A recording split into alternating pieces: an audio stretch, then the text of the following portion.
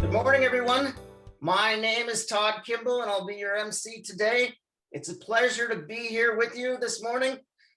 And this, for some of us, will be hopefully our final Zoom meeting. We plan to be back at the Friendly House next week for those that would like to join us in person and are able. And many of you know, if you remember back a year and a half ago, that I was famous for my pre-meeting stories as people got seated. I haven't done that as much via Zoom, but I need to get back in practice. So today, I'm going to talk to you about an idea I have, which is both going to end war as we know it and raise the ratings of the Olympics. Now, here's how it'll work. Each country chooses a sport that they dominate and a region that they are willing to sacrifice. So normally the US would have chosen, say, Montana or West Virginia and chosen men's basketball. But clearly we need to shift our sport there. Maybe women's basketball, possibly women's gymnastics would be our sport of this Olympics. And if we lose, whatever country beats us takes over our designated area. So this really would increase the global cooperation of the world. It would end wars and it would raise the profile and the ratings of the Olympics. So a reminder that humanists believe that the ultimate goal should be the fulfillment of the potential for growth in each human personality, not for the favored few, but for all of humankind. And humanists urge the use of reason and compassion to produce the kind of world we want, a world in which peace, prosperity, freedom, and happiness are widely shared. Our reader today is Mr. Lawrence Beauregard. Lawrence. The reading this morning has a title. It's called Personal Relationship with Jesus. And it is literally a reading from a book that I was reading recently by two authors. One is a father and son. The father is a religious person who's a honcho in religion, and his son is a humanist, in fact, a humanist counselor. And so this is a conversation between father and son coming from totally different camps. And so the title of the book is Why I Left, Why I Stayed. And the subtitle is Conversations on Christianity Between an Evangelical Father and His Humanist Son. And again, the title is Personal Relationship with Jesus. It's so on the dust cover of this book, we have this description. Over a Thanksgiving dinner, Bart announced to his famous evangelical father, Tony, that after a lifetime immersed in the Christian faith, Bart no longer believed in God. Now we skip over to page 90, and this is being written by the son, the humanist son. Quote, I spent many years hearing and preaching about the critical importance of an intimate personal relationship with Jesus. And a little bit later in the book, among the many important things I don't know about Jesus are the following: whether he was a good carpenter, how he felt about Joseph not being his real father, his sexual orientation, his perspectives on slavery, abortion, and war, his favorite kind of anything, his sense of humor, his best friend, why he raised Lazarus from the dead but nobody else, what he thought of between the crucifixion and the resurrection, and why he did not make sure that at least one of his disciples took better notes. In any case, the whole idea of having an intimate personal relationship with a spiritual being strikes me as highly unrealistic. Such relationships are hard enough for us human beings to form with one another, after all. People ask, what would Jesus do? I have no idea. For goodness sake, I don't know what my wife would do half the time. And we've been intimately acquainted for 30 years. That's it. Thank you, Lawrence. This morning, we are joined by two literary detectives and best-selling authors, Michael Blanding and Dennis McCarthy. What if Shakespeare wrote Shakespeare, but someone else wrote him first? That's the question Blanding and McCarthy explore in this provocative presentation based on the new nonfiction book, North by Shakespeare. Michael Blanding is an investigative journalist whose work has appeared in the New York Times, the Boston Globe, Wired, Slate, and more. In addition to North by Shakespeare, Blanding has written numerous other books, including the New York Times bestseller and NPR Book of the Year, The Map Thief, the gripping story of an esteemed rare map dealer who made millions stealing priceless maps. Dennis McCarthy is an independent researcher and author of Thomas North's 1555 travel journal, From Italy to Shakespeare, and Here by Dragons, the study of animal and plant distributions and how it revolutionized our views of life and earth. All right, thank you so much for that great introduction, and thank you for inviting us virtually across the country. We're coming to you from Boston and New Hampshire, respectively, and so it's nice to be able to, virtually take a flight this morning. Morning for you, afternoon for us, to talk with you a little bit about my book and about Dennis's research. So we're going to be splitting our time this hour. I'm going to go first, and I am going to give you a little bit of an overview of the book and talk to you about the two protagonists of the work, one of whom is the rogue scholar of the title, Dennis McCarthy himself, and the other is the 16th century courtier and translator, Sir Thomas North. And then I'm going to turn it over to Dennis, and he is going to get a little bit more into the nitty-gritty of his research and explain some of his really innovative and unique techniques that he has used to explore this question of this relationship between North and Shakespeare. Well, thank you again so much for having us here today to talk about this really bold hypothesis. I was first introduced to Dennis about 6 years ago. He approached me after reading for my last book, The Map Thief, and he told me that he had a new idea about how Shakespeare wrote his plays. And initially, I started sort of slowly backing away from him, thinking that he was some conspiracy theorist who was going to say that Shakespeare didn't write Shakespeare. But it turns out that he actually has a really unique and somewhat elegant theory that explains a lot of the mysteries about the plays that people have never been able to understand before, such as how Shakespeare could have had such a knowledge of traveling in Italy, or of being a soldier in war, or why there's so many legal terms in Shakespeare. And that is that, unlike those who believe that someone else wrote the plays, like the Earl of Oxford or Sir Francis Bacon, Dennis believes that Shakespeare wrote the works attributed to him, but that he based them on earlier plays written by this other writer, Sir Thomas North.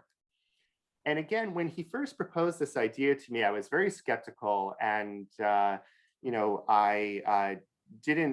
wasn't inclined to believe him. I thought this is a sort of outlandish idea, but I agreed to look at anything that he wanted to send me and see what I thought of it. And one of the things that he sent me early on was this information that he had found about this new manuscript that no one had really looked at before. Dennis and his collaborator, June Schluter, found this manuscript in the British Library. And it is a text written by a 16th century writer by the name of George North. And by using computer techniques, comparing this manuscript to Shakespeare's plays, Dennis identified it as the source for 11 of Shakespeare's plays, including King Lear, Macbeth, Henry V, Richard III, and many others. And he ended up writing a book about this with June Schluter. And I was very intrigued by it and by his techniques. And I ended up writing an article about it for the New York Times. And it actually made the front page of the New York Times under the headline, "Plagiarism Software Unveils a New Source for 11 of Shakespeare's Plays." And I'll get a little bit more into what the plagiarism software is in a moment. But this article was very well received, as was Dennis's books. Scholars were very intrigued by this idea of this new undiscovered source for Shakespeare that no one had never known about before. And indeed, the director of the Folger Shakespeare Library called it a once in a generation or maybe several generations find. So it was very well received, and he was looked upon as really being onto something here. However, this was only a small part of Dennis's theories, which was that Shakespeare actually never saw this manuscript by George North, but that it was actually used by a cousin of George by the name of Thomas North, and that Thomas North actually used this manuscript as well as a whole lot of other sources to write these early source plays that Shakespeare adapted into his own work. I should mention there's no extant portrait of Thomas North, so I cheated a little bit. I got a sketch artist to create a composite based on other family portraits. So this is now the official portrait of Thomas North as far as I'm concerned. But again, here's the two protagonists of my book, North by Shakespeare. And, it seems like a outlandish theory, as I said, to basically speculate on the existence of these lost plays by this other writer that Shakespeare adapted. But when you really look at it, it's not that, it's not as crazy as it first seems. First of all, Shakespeare used sources for nearly every one of his plays. As Bill Bryson has said, Shakespeare was a wonderful teller of stories so long as someone else had told them first. Among the sources that we know he used were Italian novellas, the English histories of Holinshed and Hall, and indeed the book Plutarch's Lives, which was a collection of Greek and Roman biographies by the Greek scholar Plutarch that was translated by Sir Thomas North in the 1580s. And in fact, many scholars even believe that Shakespeare used source plays for many of his works, that he was not just drawing upon these prose works, but actually using plays and adapting them. There have been early versions of Romeo and Juliet, Two Gentlemen Verona, Much Ado About Nothing, The Merchant of Venice, Titus Andronicus. The list goes on that scholars have identified, which are plays that are now lost. We have references in them from the various court and theatrical records about these plays that have either similar titles or similar plots, similar characters to Shakespeare's plays that scholars believe Shakespeare took and adapted. And in addition, there's a number of plays that still exist today that are extant that we might think of as companion plays to Shakespeare. They have similar names, similar plot lines, similar characters to many of the plays. And it's an open question about whether Shakespeare used those as a source, whether they use Shakespeare as a source, or whether they were both drawing from a now lost other source. And Dennis's belief is that Shakespeare indeed did use source plays for all of his works, but where he really parts company with scholars and where he really becomes controversial is in believing that they were all written by this other writer, Sir Thomas North. So who was North? He was born in 1535, about 30 years before Shakespeare, and he was raised in Tudor luxury at Kirtling Hall, the largest estate in Cambridgeshire. He was the son of Edward, the first Lord North, who was the Chancellor of the Court of Augmentations under Henry VIII. And the Court of Augmentations is interesting because it was in charge of something called the dissolution of the monasteries, which some of you may have heard about, which is basically the destruction of the Catholic Church under Henry VIII. And Thomas North's father, Edward, oversaw that. And he became very wealthy as the person who was in charge of that. Edward was also one of the first generation of humanist scholars in England. He was one of the first to go to school and learn classical Greek and start to study these classical texts that were sort of flowing in from Italy. And his son Thomas continued that education by attending school at Lincoln's Inn, one of the inns of court, which were sort of the law schools in Tudor society. But they were also this breeding ground for humanist philosophy and wisdom. There were a number of writers and scholars who were translating these works that were coming from Italy, of these classical works by authors like Seneca, Plutarch, Ovid. And Thomas North was particularly interested in this type of literature that's known as speculum principis literature, which is called a mirror for princes, is the translation from the Latin. And it looks at what it takes to be a good ruler and sort of giving advice to people at court about how you can be a good ruler. And unlike previous generations that sort of believed in the divine rights of kings and, this very hierarchical society, these new humanist scholars started looking at rulership as really a privilege of being a servant to the people, and looking at how you could order a good society that would uplift all of your subjects, and how you could really put that into place and either succeed or fail as a ruler, depending on these terms. And one of the works that Thomas North translated at Lincoln's Inn was called The Dial of Princes, which was supposedly based on a work by Marcus Aurelius, the Roman emperor, but was really by a Spanish bishop, but it was heavily invested in these questions. Later, he had a very colorful life. He was a diplomat to Italy and France, and a soldier in Ireland and the Netherlands. And I sort of call him the Zelig of the 16th century. He seemed to be at the right place and time for all of these amazing events with these amazing personages like Catherine de' Medici, Mary Queen of Scots, Philip Sidney, Edmund Spencer, and Queen Elizabeth herself. He seemed to sort of be brushing shoulders with all of these really amazing personages. He himself was dedicated his works to a man named Robert Dudley, the Earl of Leicester, who was sort of the Queen's favorite and spent his whole life trying to woo Queen Elizabeth and unsuccessfully make her his wife. And his brother was Roger, the second Lord North, who was also very high up in court, became the treasurer to Queen Elizabeth. But it seems that Thomas and Roger had some sort of a falling out, and he was disowned at a certain point and died in poverty. So that's what we know about Thomas North and his life, and just kind of give you like a thumbnail sketch. But already you can sort of see all of these elements that are in Shakespeare's plays, which we have no evidence that Shakespeare had experience with himself, like travel in Italy, like fighting as a soldier in war, experience with court life and history. Dennis, on the other hand, was not trained as a Shakespeare scholar. He, in fact, didn't even graduate from college.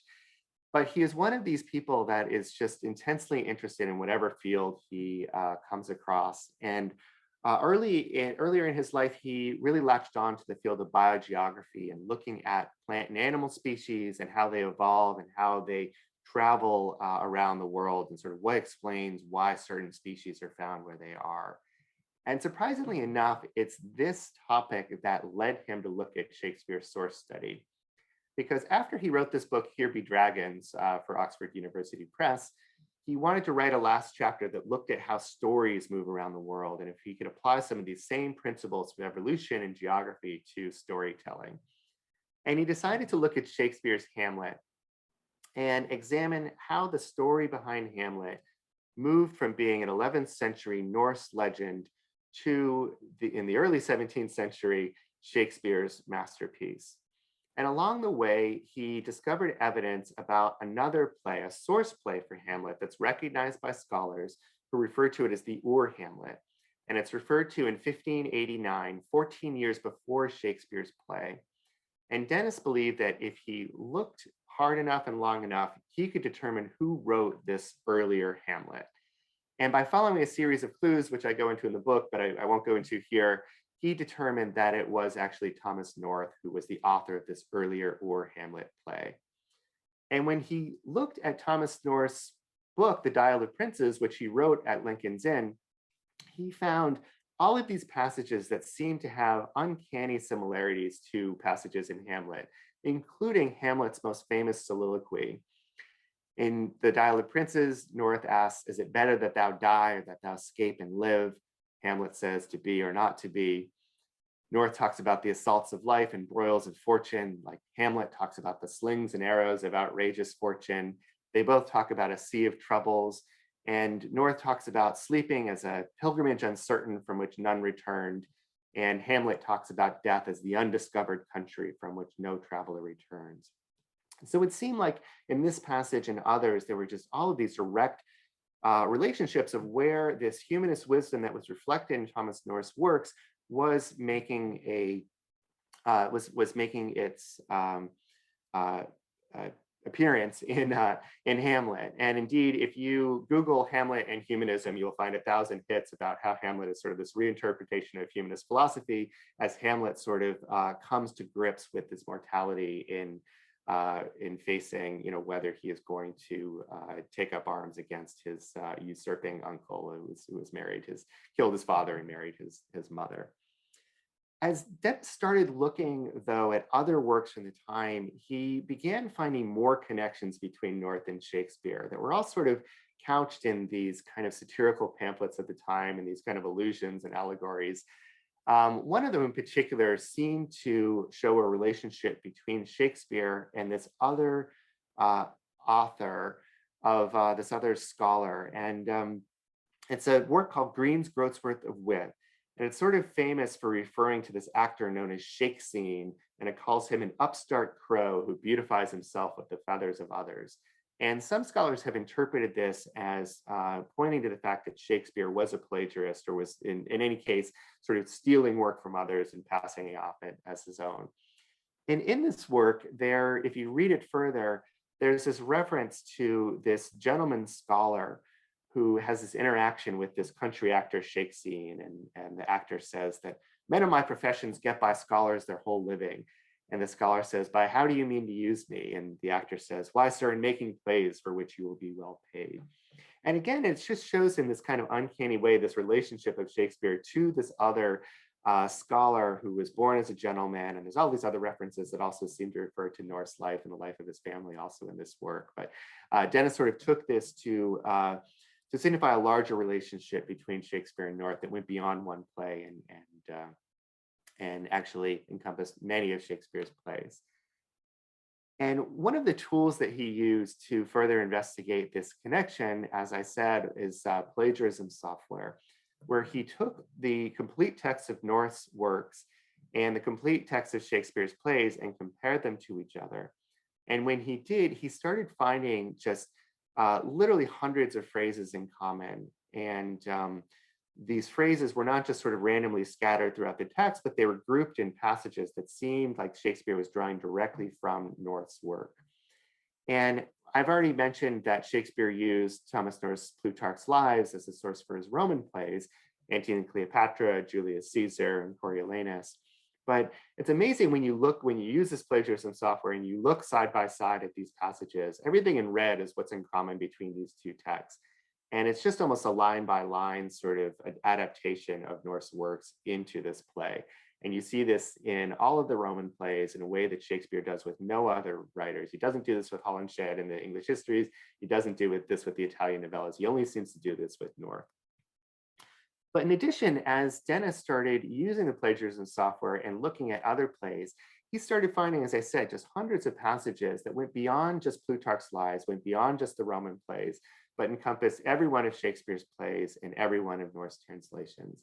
And this is Dennis's website, which I'm just scrolling through here. And I know you can't read these passages as they fly by, but I just wanted to give you a sense for just how much borrowing there is between Shakespeare and Thomas North that goes far beyond what other scholars have identified.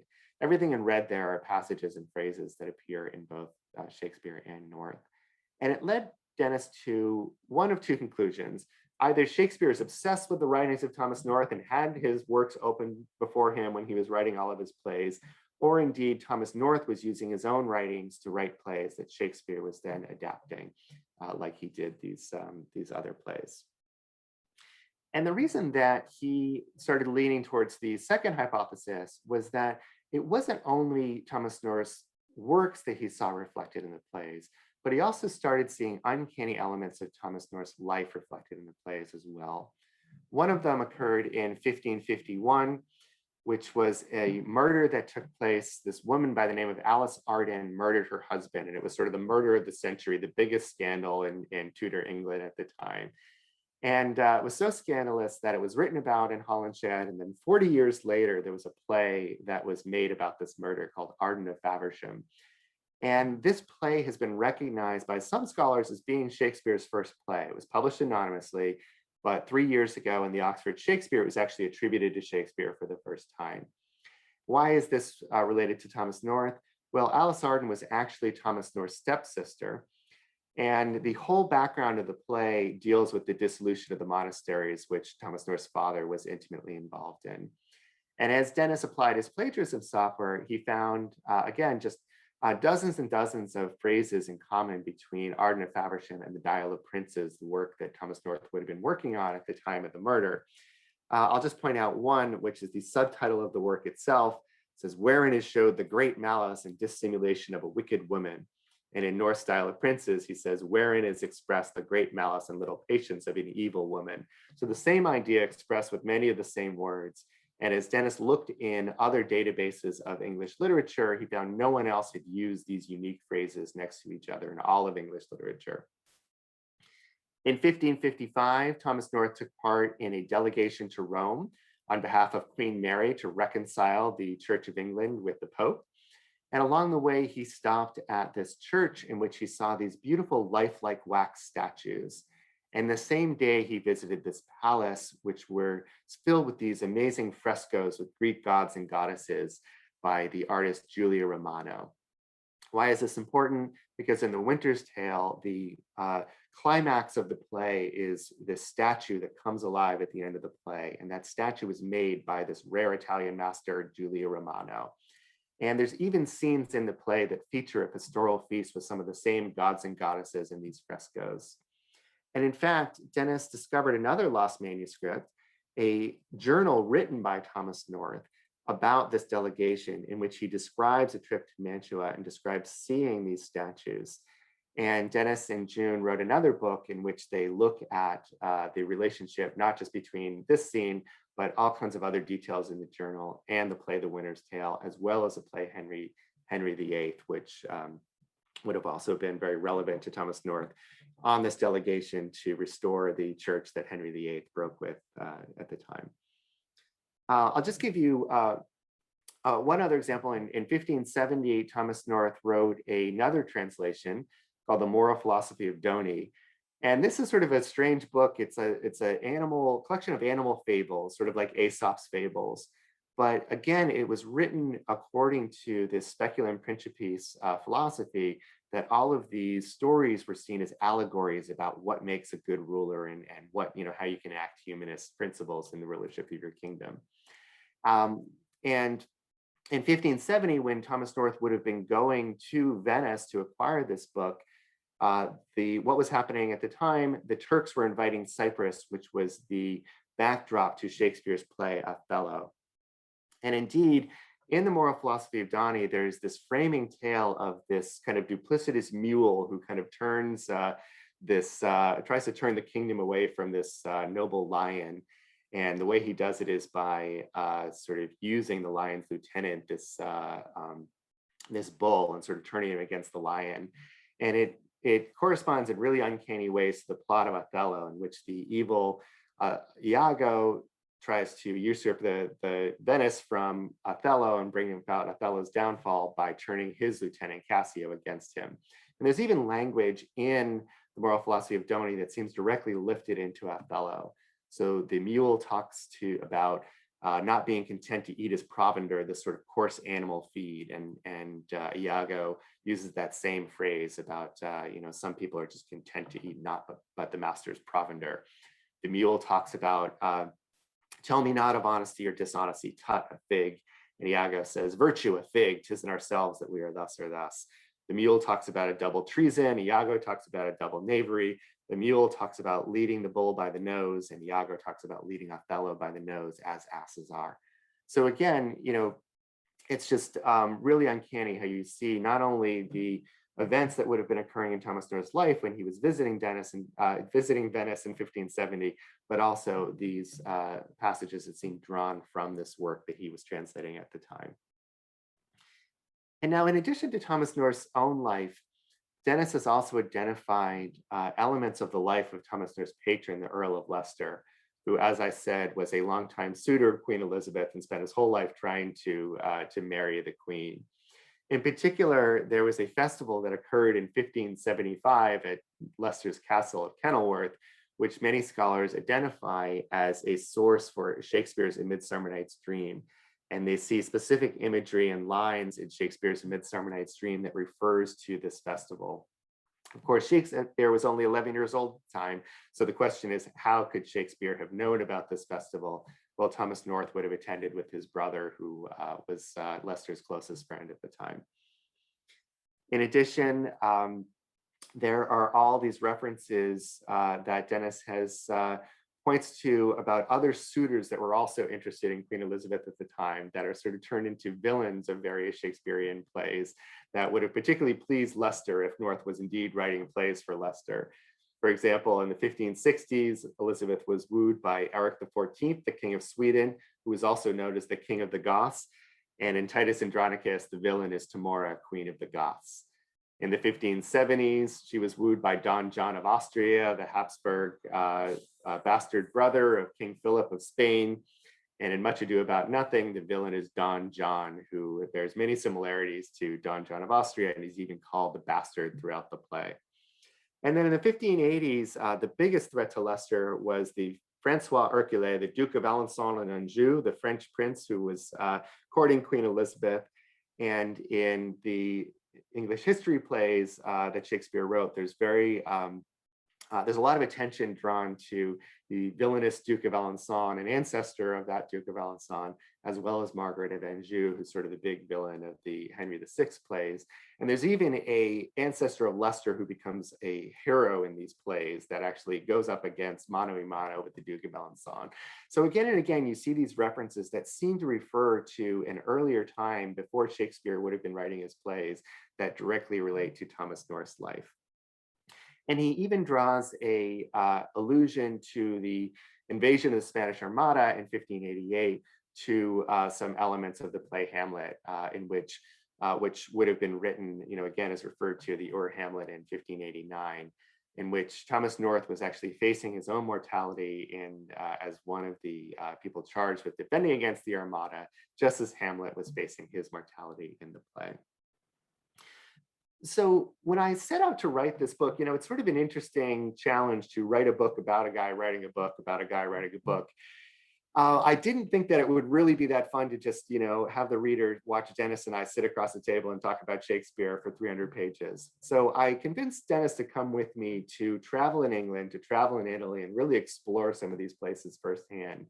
And it just so happened that his daughter was making a documentary about Dennis. She's actually a documentary filmmaker who, was working for Oprah and the Disney Channel and things. And she's working on this documentary about her dad. And so we all decided to travel together. And she was filming him as I was interviewing him. And at the same time, we're all sort of imagining Thomas North in these places. Here we are at Kenilworth Castle, which is this really picturesque ruin right now. There we are at Kirtling Hall, which we actually weren't allowed to visit, but we are there, I assure you, on public property outside of the estate. Here we are in Mantua in Italy, actually visiting some of these amazing frescoes at the Palazzo Te and this church in Mantua. And of course, we had to go to Venice, where we spent an afternoon tracing Othello and A Merchant of Venice. There's Nicole, Dennis's daughter, with her cameraman, Ian. And it really brought alive for me the experience of what it would have been like to visit these places and to think more clearly about how Thomas North may have been working these experiences into plays that he was writing at the time. In addition, as an investigative reporter, I didn't want to take Dennis's own word for it, so I did a lot of my own research in the National Archives and in the British Library, in the libraries at Cambridge and Oxford, including looking at Thomas North's own copy of the Dial of Princes, in which he wrote some of his own marginalia, and Dennis will talk about that in a minute. But in all of my research, I didn't find anything that contradicted Dennis's theory. And believe me, I was looking for it. But I found a number of elements that actually supported his theory that he didn't even know about. And what fascinates me about this idea is that it's not just one thing. It's not just the plagiarism software. It's not just the life, but it's all of these things taken together. It's Thomas North's life reflected in the plays, Thomas North's works reflected in the plays, these historical allusions to other figures that would have been from an earlier time than Shakespeare, and these humanist themes that would reflect the writings that Thomas North was working on in ways that would sort of fit his concerns as a playwright. And I just want to leave you with this idea that looking at the plays through the lens of Thomas North and his generation of humanist scholars really sort of reinterprets them in a way that's really exciting and really fascinating. And it all swirls around this idea of what makes a good ruler.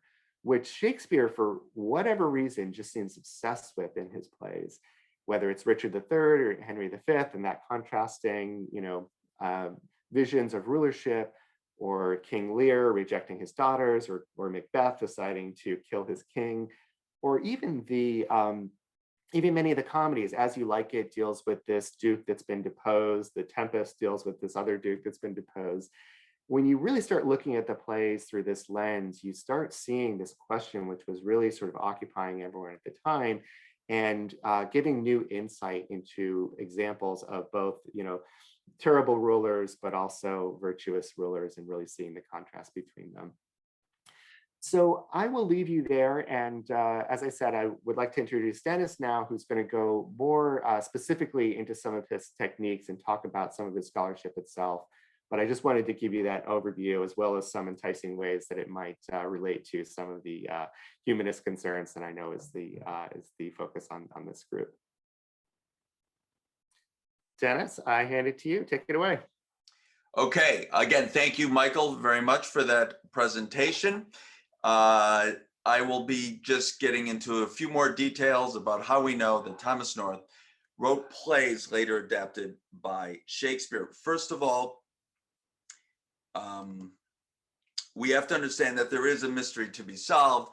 There were source plays. Scholars do not deny this. They know that Shakespeare did adapt old plays. All these are quotes from actual conventional scholars. They're all very pro-Shakespeare and well known in the Shakespeare community.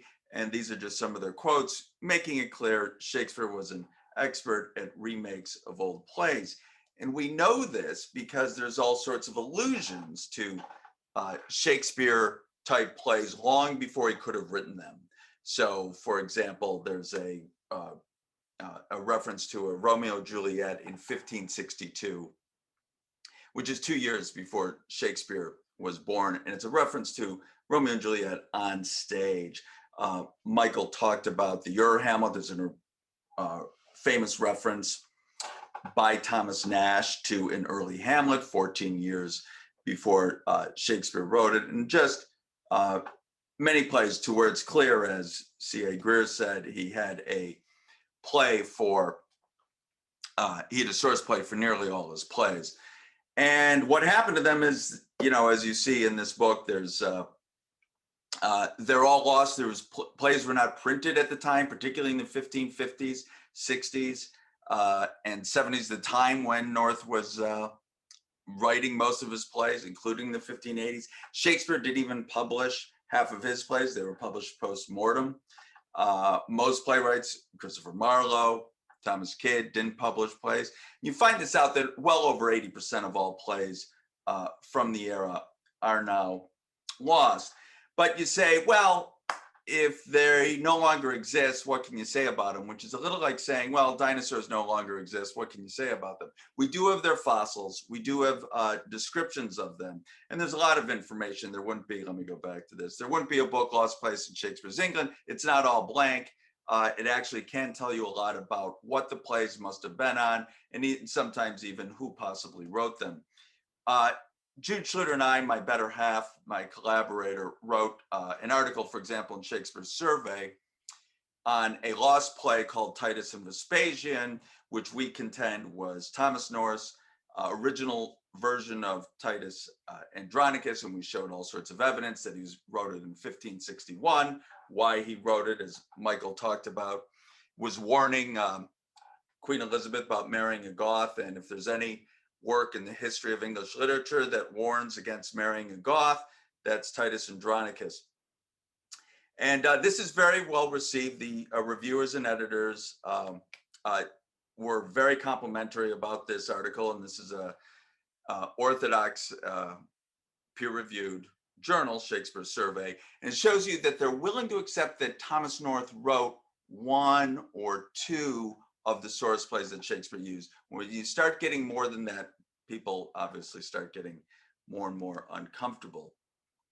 We also know that Thomas North was a playwright. I'm not going to take you through this passage, but one of the reasons that we don't really, here you see that the person is not writing, Thomas North was a great tragedian. You have to understand what they're saying. That's North, and Dial Death of Princes refers to North's style of princes, and instead refers to his painful pen, and that Melpomene, the muse of tragedy, taught him how to write. And he's placed at a list here on the top of above 3 other tragedians from the era.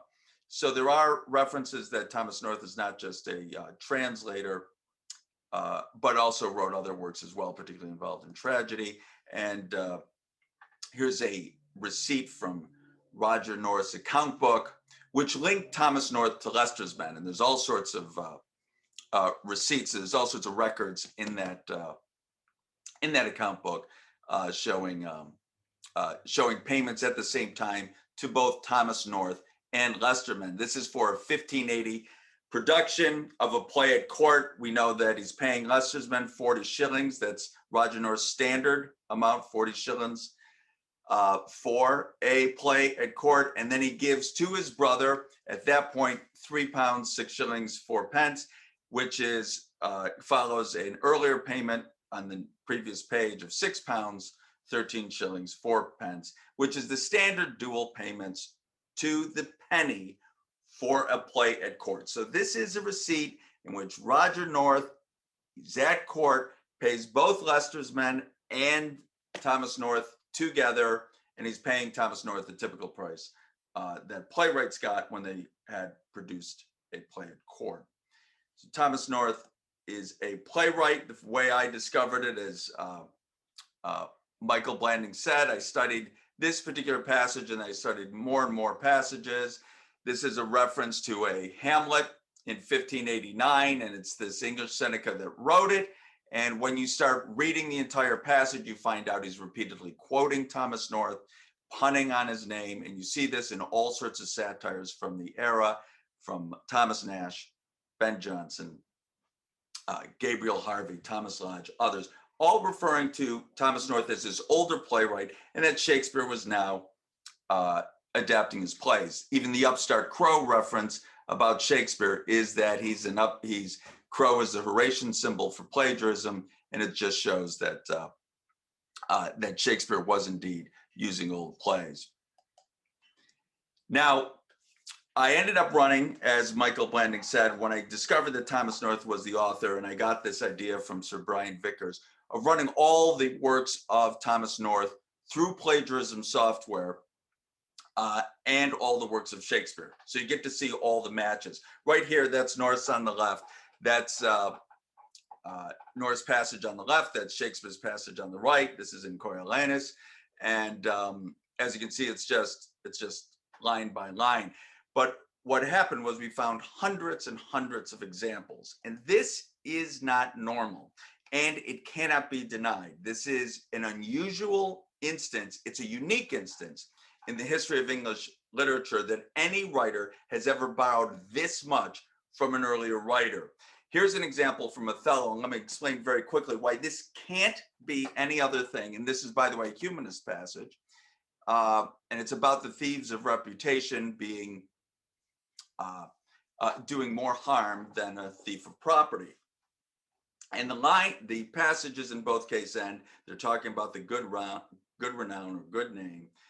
The passages both end with the thief that stealeth my neighbor's gown is hanged forthwith, but he that robbeth me of my good name walketh still before my door. That's Thomas North. And you have someone, well, Shakespeare saying, who steals my purse? This is Iago and Othello. Who steals my purse steals trash. And just like North, but he that filches from me my good name robs me of. If you notice, but he that robs me of my good name in juxtaposition, you can search this on early English books online. Has anyone else juxtaposed that line, those phrases together? You can check it on Google, search but he that near my good name, and you will find no other results in the history of the English language other than Othello and Thomas North's Dial of Princes. And you see this again and again and again, passage after passage. And you saw Michael Blanding go through many of the scenes. But again, no other writer, we have looked through all the greatest examples of plagiarism or literary influence in history. whether it's with Tristram Shandy and Robert Burton or whoever, whatever the most, and it's not even close to the amount of passages taken from North. Here's another one from Henry VIII, which ends, it's on the same subject, it's the exact same context, and it's the exact same line, both ending with word that I never, truly, sir, I never uttered word that might be to the prejudice of, word that might be to the prejudice of any. That appears nowhere else in the history of the English language, except in Thomas North's style and Shakespeare's Henry VIII. And we could do this again and again with Milk's Kind to the Pail, in A List of Eastern Riches, in Taming of the Shrew. And here's one example. This is more of a Stoic passage. Whether Stoicism is actually a part of humanism is up for debate, but this is a Stoic passage on grief from Norse Nepo's Lives. And it's the exact same passage. What is significant about this, and this is where we're going to get into smoking guns, is that William Shakespeare was not only borrowing passages from everything that North published and everything, he was also borrowing from works that North had yet to publish. Nepo's Lives wasn't published till 1602. Richard II was published in 5 years sooner. So whoever wrote this passage, and we know that North's passage had to come first because he's following a translation. Whoever wrote the playwright who wrote that passage in Richard II on grief, and it's about griefs of the inward soul and seeing things in water and ending with dissolving the bands of life, that quote, whoever wrote that had to write it after Thomas North and had to be following Thomas North's translation. So the author had access to Thomas North's translation before he published it. We also have an example from Thomas North's journal. I'm not going to go through this, but Thomas North, June Schluter and I found his journal of a trip to Italy, written in 1555, never published till centuries later, and clearly Henry VIII and Winter's Tale, but here's an example from Henry VIII, is borrowing from it. This particular example is on a consistory, which is a meeting of the cardinals with the Pope, and it's specifically about the seating arrangements of a consistory and a cardinal parade in which it's described row by row, the marchers and the different ceremonial objects that are carried before the marchers. Again, there's no way that this is a coincidence. There's no other passage like this in history. There's almost no one that we can find that even described these two events. They're rarely ever seen together, except for you find it in North's journal, and you find it in a stage direction for Henry VIII. So it's not just that there's hundreds of passages and that there's a unique literary relationship between William Shakespeare and Thomas North that we see in no other writer that's followed any other writer. We also see that it occurs in Thomas North's unpublished material. Michael Blanding also found and sent me pictures of every page of North Style Princes, which Thomas North himself marked in his passage. He noted this, marked himself. So we have North's own copy of his own Dial of Princes, which he wrote about in the notes, which he wrote about in the margin and underlined. And these passages are then saved and were then put into the plays, many of the passages. This is the line, wherein is expressed the great malice and little patience of an evil woman, as Michael Blanding had noted. This was used that year. It's the same year that he's underlining it, the same year, 1591 to 2, then 1592, Art of Faversham comes out, and it has that subtitle. Again, no one else in the history of the English language has ever written anything like this. And you can look for this on Google or on Early English Books Online. These are the only two people. This is necessarily where the subtitle comes from. And by the way, the tragedy is about Thomas North's half-sister. So it's his words that he's marked in his book, and it's about his the murder that is of Alice Arden's murder of her husband. Alice Arden is his half-sister, and she did it with a North family servant. She committed the murder. And you have another passage here. Here's another example where he's underlining passages. This is again in Arden and Faversham, and he's using those passages. So the basic outline is that we do know there is a mystery to solve. These source plays did exist. Someone had to write them. We know that North was a playwright. We know that satirists identified North as the author. North lived the plays, and that's especially shown in North by Shakespeare. And more, all of his passages are in the plays, and there are 7 smoking guns. There's a North family manuscript, which we didn't even get into. That's another one, which is a major source for Shakespeare plays. That's a George North manuscript, in fact, and Michael Blanding wrote the article on it, made the front page of the New York Times. It was an important source, and again, scholars were very happy to find that. But the only reason we found that is because we were looking for manuscripts that might be kept that were kept at the North Family Library that would have been used as a source. Thomas North's Travel Journal is another smoking gun, never published, and passages are used from the journal. North's marginal notes, as we talked about, and the use of Nepo's lives, and there's more smoking guns coming. Dennis and Michael, that was fantastic. Very well researched, very convincing, and a very entertaining presentation. I'll ask the first question. We live in a country right now where it's very divided, and even when presented with facts, it just doesn't seem to take hold in the country. And so my question is, what kind of backlash have you received by some for your work? Dennis, do you want to take this for starters? Yeah, sure. Well, I was even telling Michael that, because Michael doesn't get many bad reviews. His works are beloved. And I was telling Michael, after this one, you're still going to get great reviews because there's going to be a lot of people who know. But you're going to have some tough critics. And he was kind. So some of the people.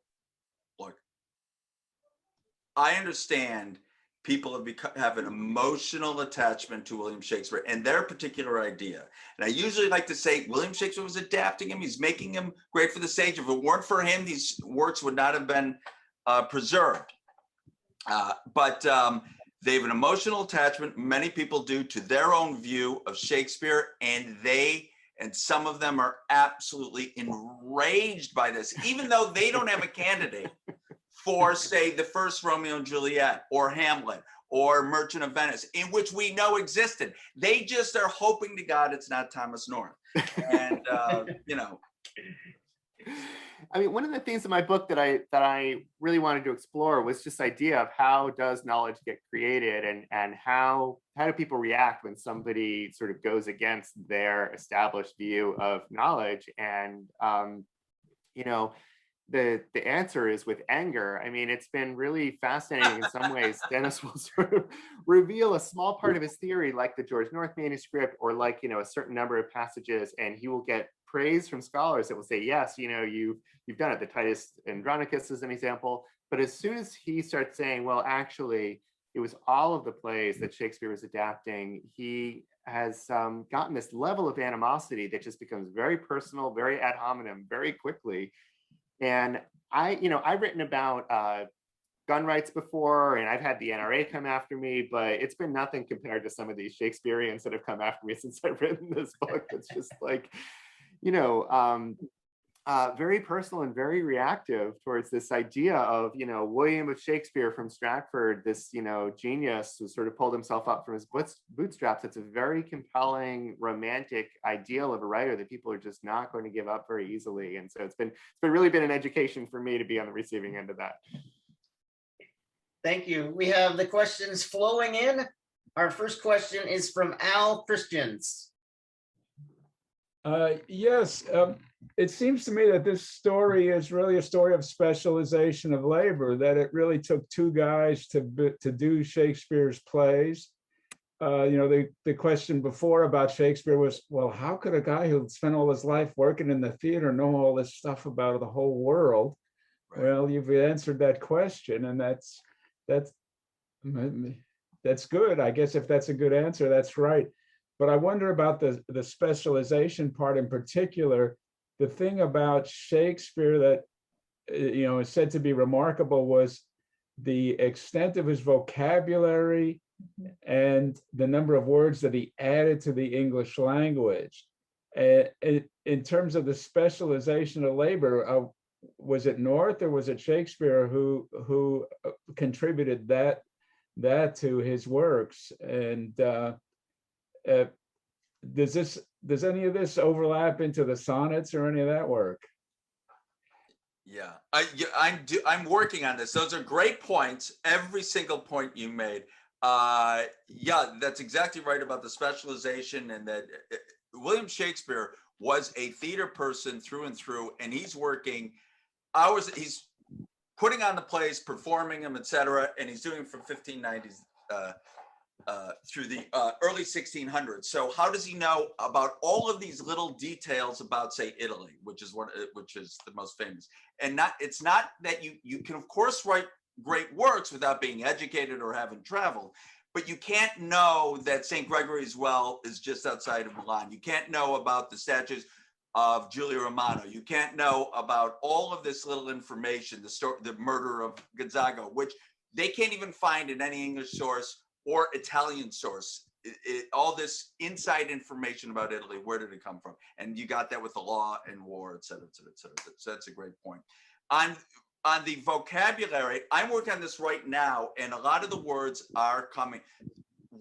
Many of the words that are being invented are just taking foreign words, French words, Italian words, and turning them into English words, and they are often from what Thomas North is translating. So deracinate is a deracinate the savagery is a line, I believe, in Henry IV 1 and Henry IV Part 2. And deracinate comes from Jacques Amiot. He's writing that particular passage, reminds the playwright of something in Plutarch's Lives. So it's borrowing from Plutarch's Lives, and then right where Racine, sauvageage, and déraciner, which is a French word to unroot, deracinate.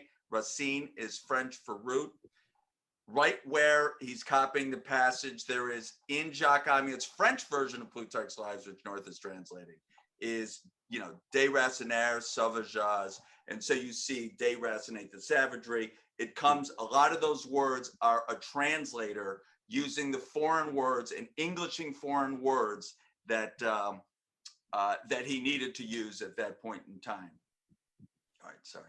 And one of the things that I found interesting when you talk about specialization is, so I did a lot of my own background reading to see, is this something that is plausible, what Dennis is saying? Is it plausible that a theater producer could be taking these plays and adapting them? And it turns out that this kind of thing was done all the time, that, it won't surprise you to learn that writers at the time were not very, looked very highly upon in the theater. And it's almost like almost an analogy to sort of a modern day director and a screenwriter, where you sell a script and then the director takes it and can kind of do whatever they want with it. And they're doing rewrites on the fly and they're editing it. And these plays would change over time. They would take a production on the road and they would, have 2 less actors. So they would cut out 2 characters, or they would add characters for plays at courts. And these plays were these living, breathing documents that were constantly being adapted and put together and taken apart. And that kind of thing just made sense to me when I read about it, because it's a lot of what we see today. And Dennis uses an analogy which isn't perfect, but it kind of gives you a sense for what this relationship may be like. That, it's almost like Peter Jackson adapting J.R.R. Tolkien's Lord of the Rings. That the Lord of the Rings is an amazing work that you can read, but it's also an amazing movie when it's on the screen. But it's a completely different work that has been adapted in a new form. And it could be like this, that Thomas North was writing these plays for Leicester and Spen. They were presented at court for Queen Elizabeth, and then they were taken to the public theater later when that sort of emerged decades later. And Shakespeare was taking that and maybe adding some body scenes, maybe cutting out some characters, streamlining the action, adding more sword fights, and making it into the plays that we know today. It's hard to piece that out. I know Dennis has been working on it, June Schluter has been working on it, trying to figure out what's North and what's Shakespeare, but it could be something like that kind of arrangement. Next question comes from David DiNucci. It seems to me you guys have presented a completely solid case or Dennis has, and Michael with all this support. And it seems just totally unrealistic to me that anybody could be contending this. I mean, there's, if you just take probability into account, I mean, it's just the probability would be ridiculously small that this would not be true. So, and you've already mentioned how extreme the resistance is and how, you know, angry and whatever else people get on this. I almost wonder if that can be a completely separate lesson learned in all of this, of just, you know, how you can present all the evidence for a certain fact or a certain case, and it obviously goes in that direction, and yet people will find ways to resist it in some way. And of course, we can bring parallels to religion and things into this, but I'm just wondering if you have any overall kind of observations on that sort of thing. Yeah, I go into that a lot in my book because it is fascinating to me. As a reporter, I really try to stay unbiased. I try to stay skeptical throughout the whole book. And even in the last chapter, I don't draw a conclusion one way or another about whether Dennis is right. But clearly you can see just from, you know, listening to me talk about it, how persuaded I am and how compelling I find the evidence. And it's that, you know, if it were any one or two or three things, you know, that would be interesting, but it's just over and over and over, you know, every play, the works, the life, the philosophy. And what's fascinating, and it's fascinating to me, and I'm sure frustrating to Dennis, is to see how people will just dismiss it with, you know, they'll say, oh, well, we don't have any evidence that North was a playwright, or we don't have these plays, or, you know, okay, there's some phrases, but maybe they're, you know, these were just common phrases that were in use at the time or something.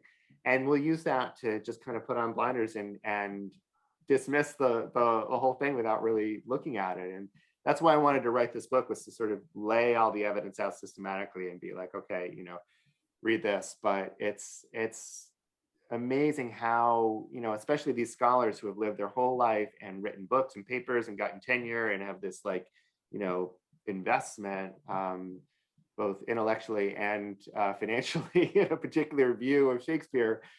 It's this, you know, old Upton Sinclair quote that, you know, you can't, what is it? You can't convince a man of something when his livelihood depends on him not being convinced. Or I butchered the quote, but I'm sure you all know it. It's that kind of thing that, you know, people will just put on these blinders, and it's fascinating to look at. We have a quick clarification question from Suzanne. She asks, what were the lifespans again of North and Shakespeare? Thomas North is 29 years older than Shakespeare. We don't know exactly when he died. He kind of around 1603 or 1604. We stopped hearing from him except for a possible 1607 reference. And then Shakespeare lived till 1616. He died at 53. Shakespeare, Thomas North at least lived till about 70. Okay. I had a quick question again as we wait for others to come in. It seems to me that plagiarism software has done for literature what DNA evidence did for criminal justice. So what other sort of literary controversies have emerged because of this technology? Well, there's a subject called forensic linguistics in which they now can start getting ideas of odds of how percentages of how unlikely it is for two lines or passages to match. And a lot of times it is much more unlikely for even starting at 7-word strings or 8-word strings for two people to independently come up with these lines in the same context than the most amazing DNA analysis. The OJ trial, it was like 1 in 170 million, but if you get with, for example, the Melania Trump and Michelle Obama, it was one in those two speeches that were similar. The idea that that could be coincidental was 1 in 7 septillion or something, or 5 septillion. So I mean, you can do with forensic linguistics, and it is really akin to DNA analysis.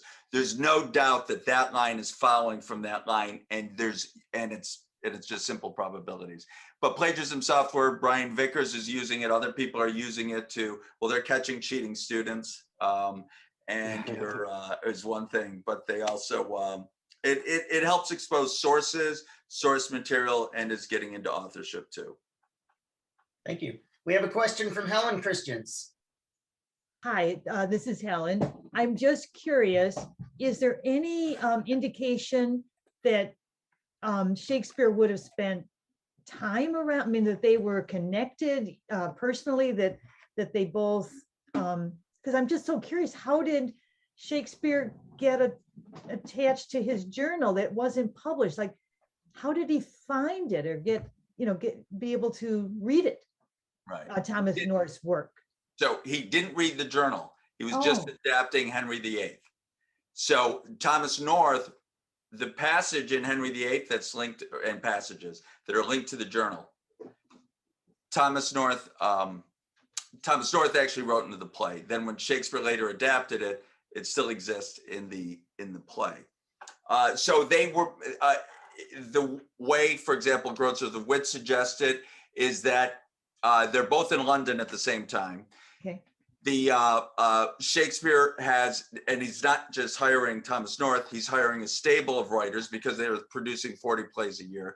The other writers they know that Shakespeare worked with include Thomas Middleton, John Fletcher, John Marston will come out soon, Thomas Nash, are these writers that helped Shakespeare produce the plays. And one of his writers that he hired at the time, Thomas North, was absolutely broke. He had written all these plays for Leicester's Men, which was his patron.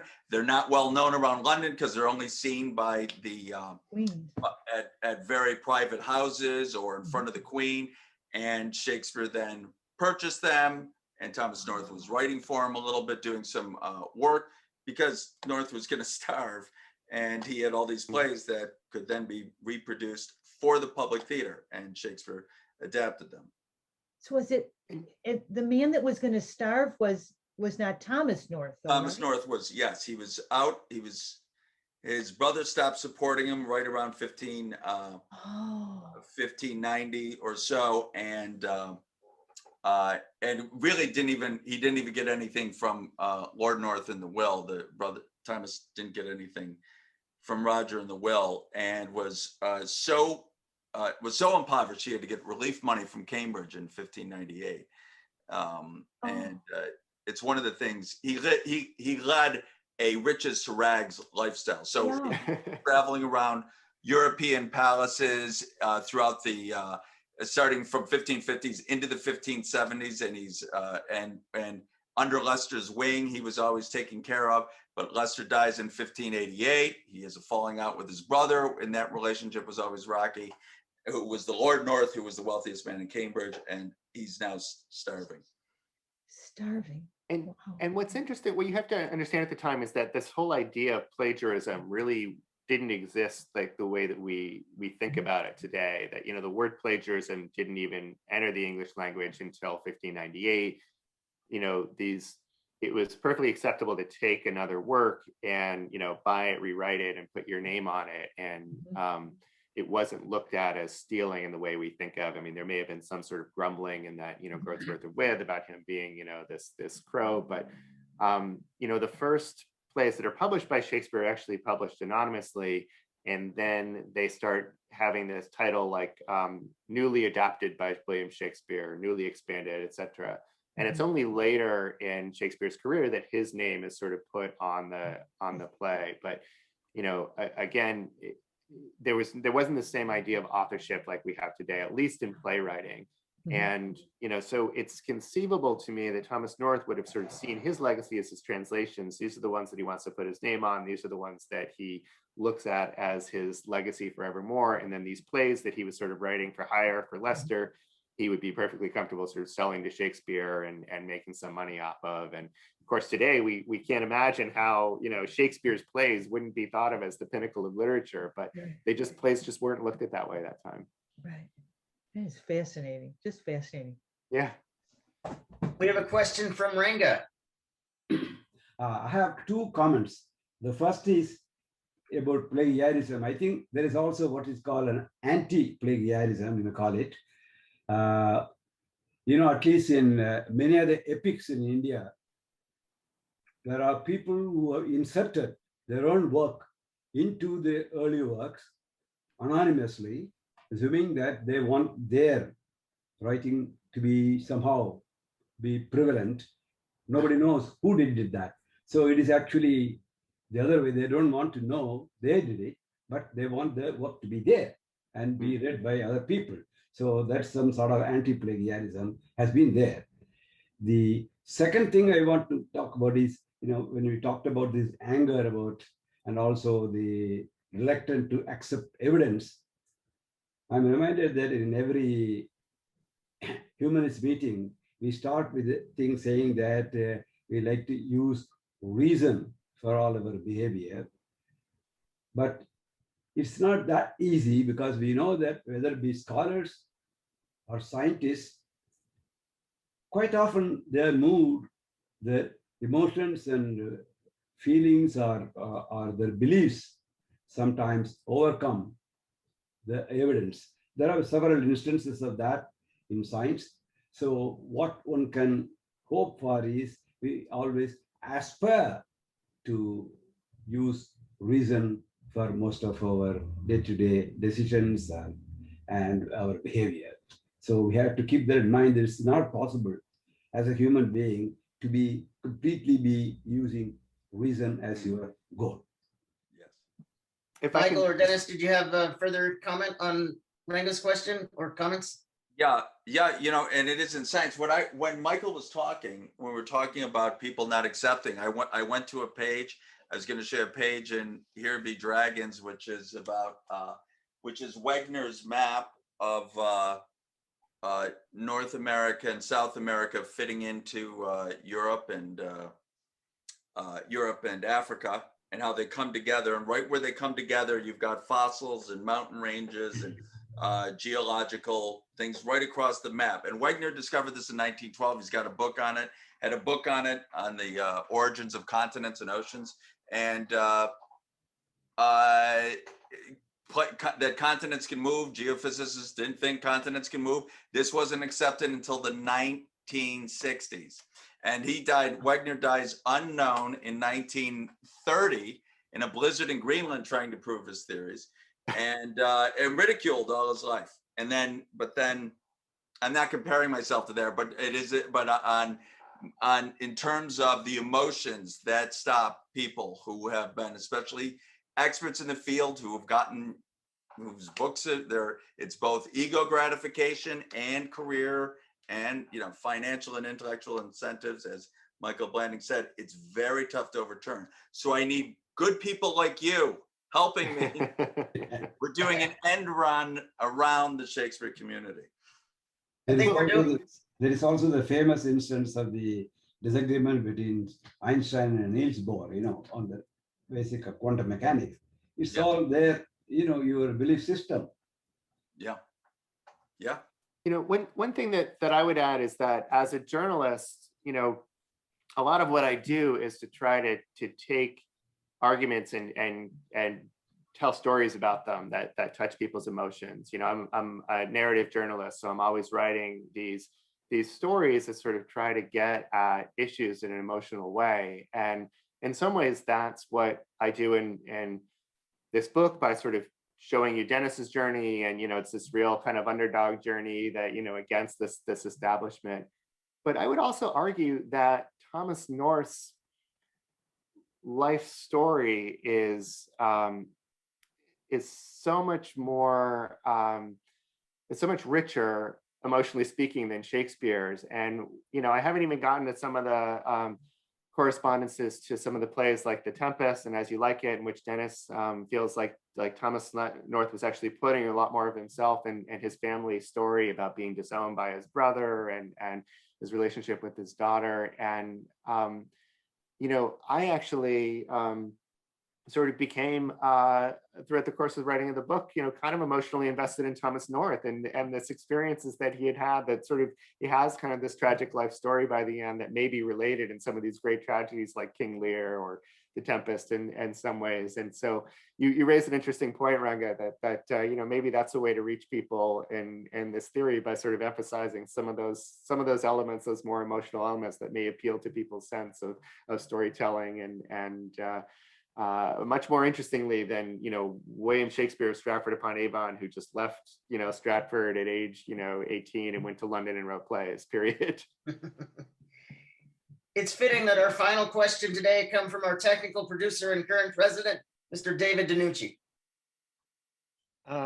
I was just wondering, I mean, it seems to me that you have done a great job here. And yes, you can keep adding more and more evidence, but it seems like, to me, like any reasonable person would already see that you've got enough evidence. So I'm kind of wondering where you would branch off from here, what kind of interests you'd have. I just heard that, I mean, even the life of Thomas North in more detail might have interest. You know, are you thinking more Shakespeare stuff? Are you thinking of applying this same kinds of reasoning to other situations? What kind of things are you considering? Yeah, I'm definitely going back into science. Thank you for the question. I definitely going back into science when this is done, and particularly back into biogeography. I think there's some mistakes about the way on the evolution of the Pacific, but that's another story. And but I still have a lot of ways to go. The sonnets, someone asked about the sonnets. Yeah, I've got a book on the sonnets I got to get out. I've got to explain that. I've got to, and I'm thinking of just individual plays in which, for example, Hamlet by Thomas North, in which you show the original Hamlet, how it went and how it exactly fits into his life in 1588 and what's happening, and As You Like It by Thomas North, and a few of those editions. And if those start supplanting the actual sales of Hamlets, I might actually get into the black on this. And for my part, you know, I'm an investigative journalist. I'm a narrative nonfiction writer, and so I'm always looking for sort of like what's the next story. I mean, I talked about my other story, my other last book, The Map Thief, which was also about an outsider and kind of wed together history and a modern day story, although he's a much less sympathetic protagonist, let's say. Yeah, so I'm always looking for kind of what my next story is going to be, but I have to say, you know, I haven't given up on this one either, and I'm still regularly in contact with Dennis and June and really interested to continue seeing what they uncover, and also seeing if there's ways that I can contribute myself, and maybe, you know, finding another document somewhere that will show, you know, blow this thing wide open. But you know, it's something that I think is going to be a long process, and I'm just, you know, grateful that Dennis sort of let me in on the process, and that I can be a part of it. Michael and Dennis, thank you so much today. This was a fun, engaging, convincing conversation. We really appreciate you being here today. Oh, thank you very much. Thank you so much for having us. It's been great audience.